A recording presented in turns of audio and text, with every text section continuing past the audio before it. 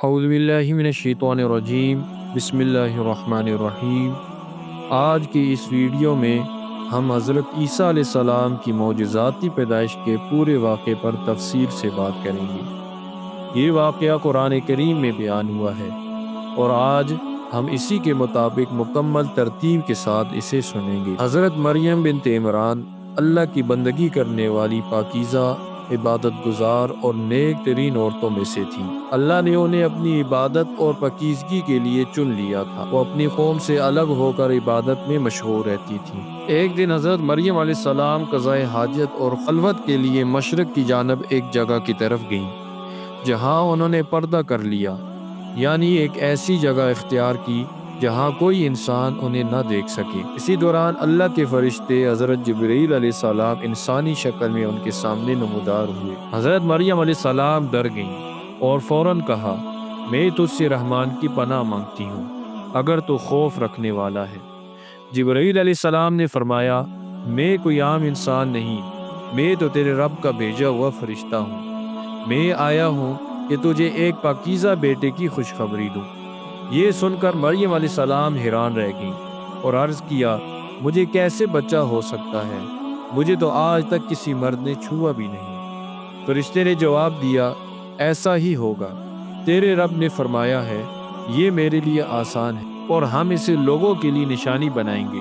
اللہ کے حکم سے یہ معجزہ مکمل ہوا اور حضرت عیسیٰ علیہ السلام کے وجود کی ابتدا ہو گئی۔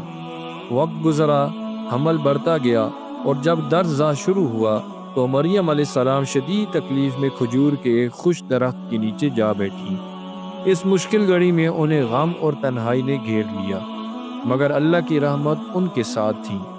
ایک آواز آئی، غم نہ کر، تیرے رب نے تیرے پاؤں کے پاس ایک چشمہ جاری کر دیا ہے اور اس کھجور کے تنے کو اپنی طرف ہلا، تجھ پر تازہ نرم کھجوریں گر پڑیں گی، کھا پی اور اپنی آنکھیں ٹھنڈی کر۔ اسی تنہائی میں اور اللہ کے ارادے کے تحت حضرت عیسیٰ علیہ السلام کی ولادت ہوئی، ایک ایسی پیدائش جو بشریت کے سامنے اللہ کی قدرت اور حکمت کا روشن معجزہ بنی۔ مریم علیہ السلام نومولود بیٹے کو لے کر قوم کے سامنے آئیں تو لوگوں نے سوالات اور اعتراضات کیے۔ مریم علیہ السلام نے اللہ کے حکم کے مطابق بات نہ کی اور صرف بچے کی طرف اشارہ کیا۔ قوم نے کہا، ہم گود کے بچے سے کیسے بات کریں؟ تب اللہ کے حکم سے حضرت عیسیٰ علیہ السلام نے معجزانہ طور پر گود میں بول کر فرمایا، میں اللہ کا بندہ ہوں، اللہ نے مجھے کتاب دی ہے، مجھے نبی بنایا ہے اور جہاں بھی رہوں مجھے بابرکت بنایا گیا ہے۔